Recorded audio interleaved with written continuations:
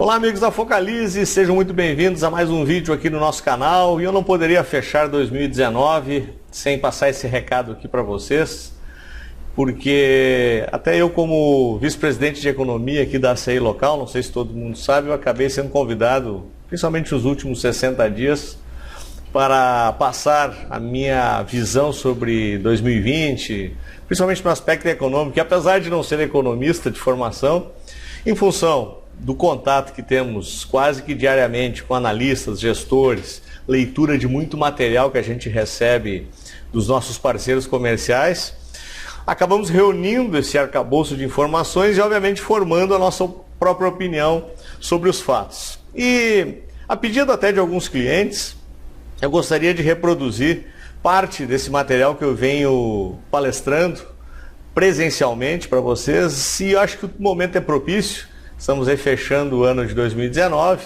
e nada mais justo do que imaginarmos ou traçarmos as nossas expectativas para 2020. E antes de iniciar, eu queria só mostrar um gráfico para vocês. Esse gráfico aqui deve ser conhecido da maioria de quem nos segue aqui no canal. Ele é o quê? É o gráfico que representa o Ibovespa.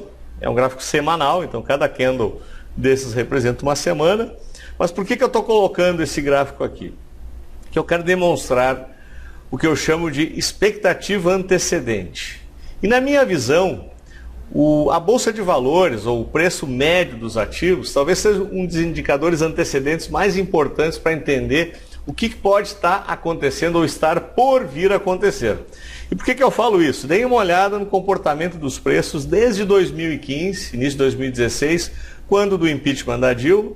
O governo Temer assume uma agenda positiva de reformas, mudando aquela matriz econômica do governo Dilma, que claramente foi uma verdadeira tragédia, haja visto os números que foram entregues nesse período.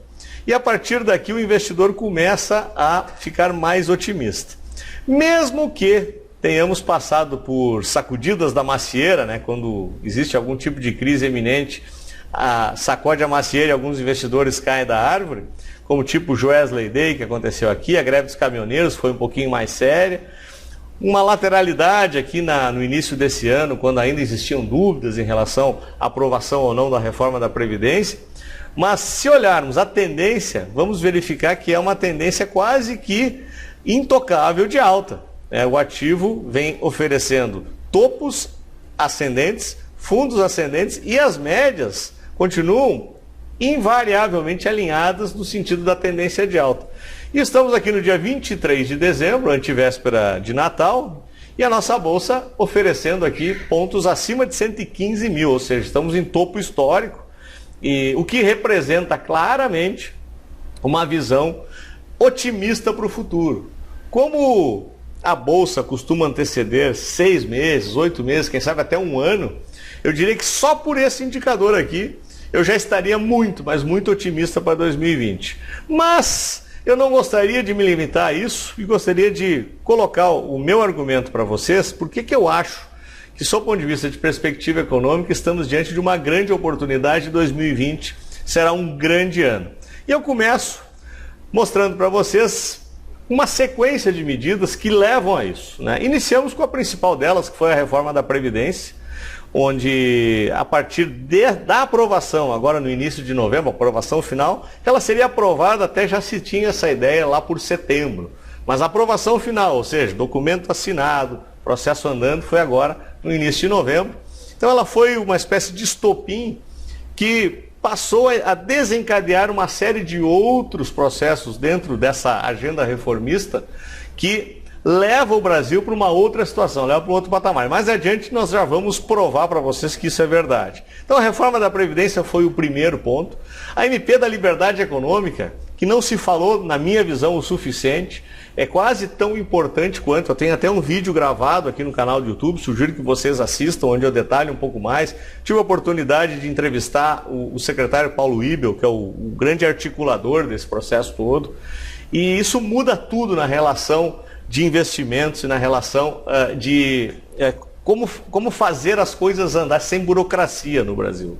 O programa de privatizações e concessões. Eu estava escutando semana passada Salim Matar já afirmando que existem, para o ano que vem, já 47 processos de privatizações que vão andar. Fora o restante, que no resto do período, o resto desse governo, deve avançar de forma bastante consistente. Venda de ativos do governo que não são utilizados, isso é dinheiro parado. A PEC do Guedes que acabou sendo, não é suplantada, mas ela perdeu um pouco do holofote, principalmente na questão, quando começou a se votar a possibilidade de prisão na segunda instância, baseado na decisão do STF. Mas a PEC do Guedes também traz avanços importantíssimos e talvez de todas elas a reforma administrativa. E eu não acredito que ela consiga passar na íntegra, porque ela mexe demais num Estado brasileiro nababesco, perdulário, corrupto e ineficiente. E a gente se acostumou a ver a população trabalhando em função do Estado. Então o Estado é como se fosse uma máquina que precisa ser gerado óleo o tempo inteiro para colocar lá dentro. E essa reforma administrativa inverte esse papel. O Estado volta a ficar do tamanho que ele tem que ficar e volta a servir o cidadão. São temas polêmicos, são temas difíceis, eu acho que vai ter muita negociação, mas é uma reforma que já está no forno para ser encaminhada para o Congresso, e se passar metade, já são avanços tremendos. E a reforma tributária, que não menos importante, mas talvez aqui para mim a mais difícil de todas. Eu assisti um debate recentemente entre 3 especialistas de 3 diferentes correntes, durante 1 hora, e nenhum deles chegou a um consenso de qual seria o melhor caminho. Imagina agora 560 deputados e 81 senadores discutindo isso, fora governadores e prefeitos. Então, é um tema polêmico, é um tema difícil, tem muitos interesses em jogo, mas alguma coisa deve avançar. Então, todo esse conjunto de medidas avançando vão tornar o Brasil cada vez mais eficiente, né? Então, ataca o fiscal, permite que a taxa de juros esteja no patamar que esteja hoje, uma inflação absolutamente controlada e um Estado que passa a ter mais condições de receber investimento. E através do investimento, principalmente externo, provavelmente vai ser a grande motriz de crescimento de 2020. E como eu mostrei naquele gráfico logo no início, muito provavelmente já está refletindo isso. Mas temos riscos. Eu gostaria de falar um pouco sobre eles, e esses riscos são basicamente internacionais, muito mais internacionais do que nacionais. Nós não podemos tirar do radar a guerra comercial Estados Unidos e China, apesar de semana passada terem avançado de forma bastante importante para o entendimento, mas ainda falta muito nessa agenda. Então eu acredito que ainda vai continuar poluindo o nosso quadro de expectativas. A Argentina, que na minha visão é quase que um risco default, né? A Argentina já há muitos anos ela é problema, né? Seja com o governo liberal, o governo de esquerda que reassumiu agora. Me parece que os hermanos não conseguem achar o caminho de melhorar sua estrutura econômica e, por consequência, avançar numa agenda de reformas consistentes e botar a Argentina no caminho do crescimento novamente. Como é o nosso terceiro parceiro comercial, nós não podemos deixar de fora, porque ela tem importância econômica sim, mas é quase que um risco que a gente já tem no radar e ele passa a não ser muito influente naquele aspecto de surpresa, né? O que pode acontecer que está fora do radar? Bom, não podemos deixar de falar da geopolítica da América Latina, tendo em vista o que ocorrido no Chile recentemente, na Bolívia, na Venezuela, que já vem de bastante tempo. Por mais que possamos estar segregados desses temas, me parece que a leitura internacional que se faz da América Latina é uma, né?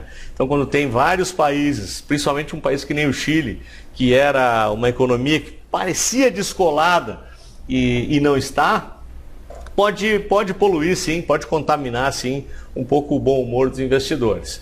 Tem que estar no radar. O Brexit, que eu até já diminuo um pouco o nível de importância, tendo em vista o avanço agora previsto para janeiro desse ano, então me parece que vai chegar a uma situação onde o risco está bastante diminuído.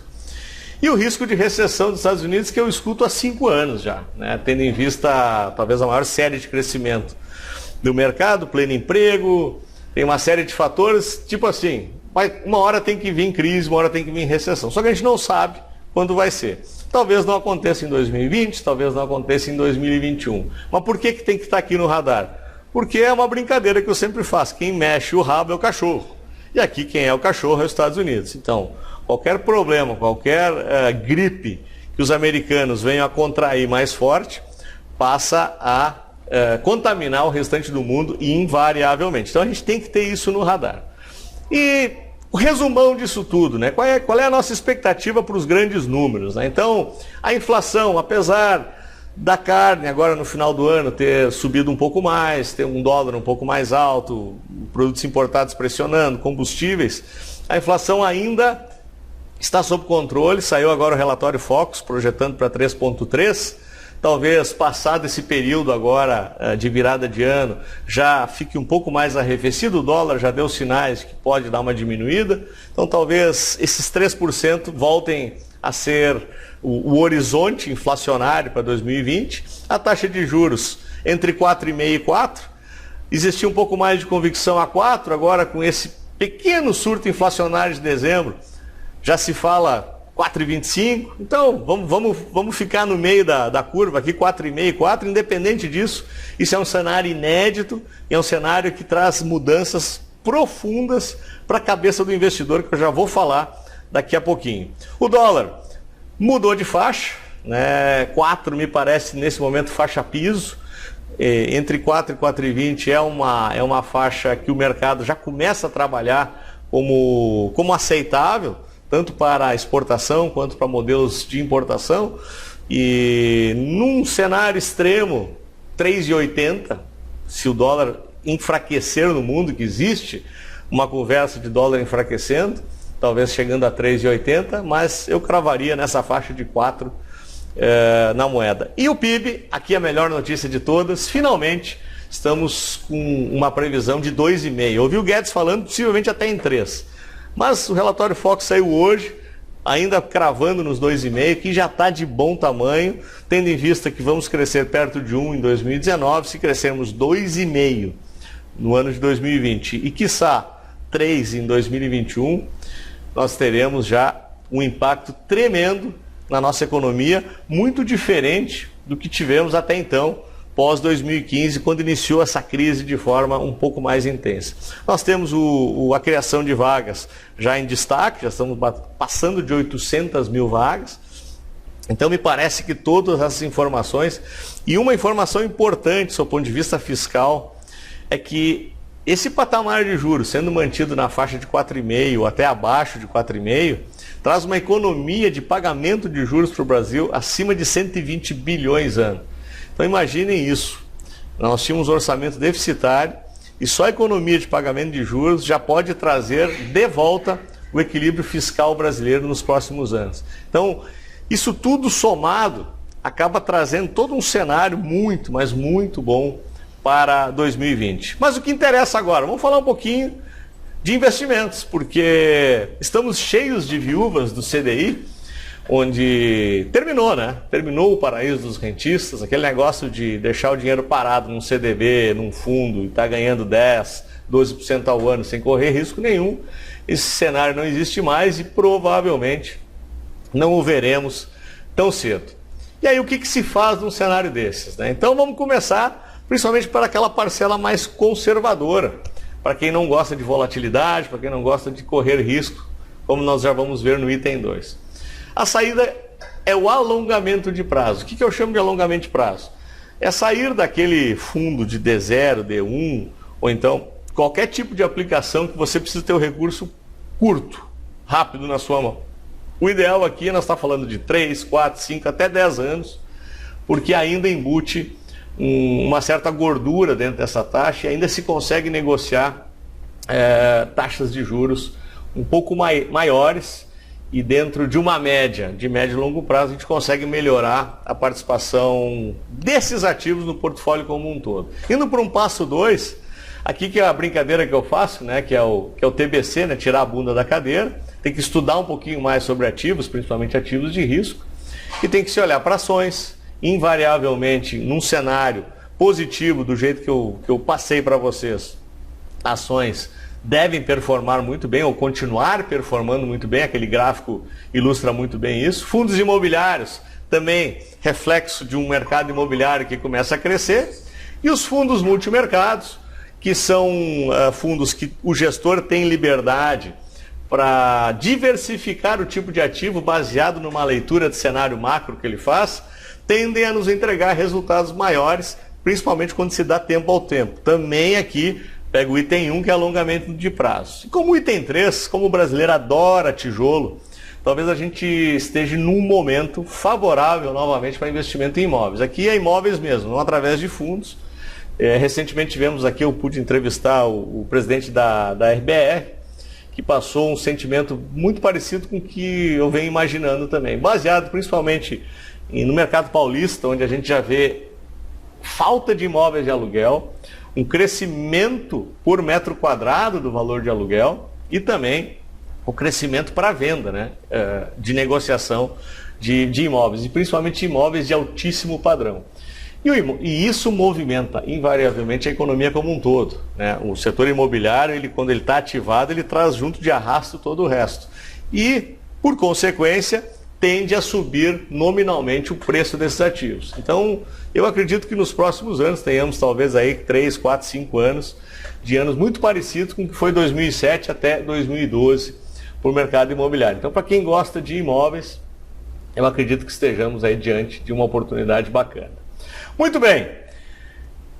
Posto isso, né, voltando aqui, então, por que eu estou tão otimista para 2020? Então, eu procurei trazer uma visão não só aparentemente de poliana, né? Que não, estou otimista por ser otimista, não. Tentei embasar para vocês da onde eu estou tirando esse meu otimismo todo, e baseado em toda essa sequência de fatos, sequência de reformas e a possibilidade de investimentos, principalmente externos, que podem entrar no Brasil, teremos um 2020 realmente bem especial. E gostaria que vocês me cobrassem no final de 2020, lá por dezembro do ano que vem, se as suas empresas, os seus empregos, se você for profissional liberal, não estiver melhor daqui a um ano do que você está hoje. Eu apostaria que sim, e espero que tenham gostado aí desse vídeo.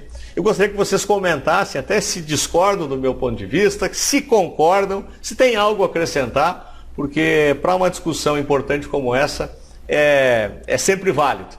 E desejo a todos um ótimo Natal, curtam com suas famílias, com seus amigos, tenham uma semana maravilhosa e que 2020 seja fantástico para todos nós. Até o nosso próximo vídeo.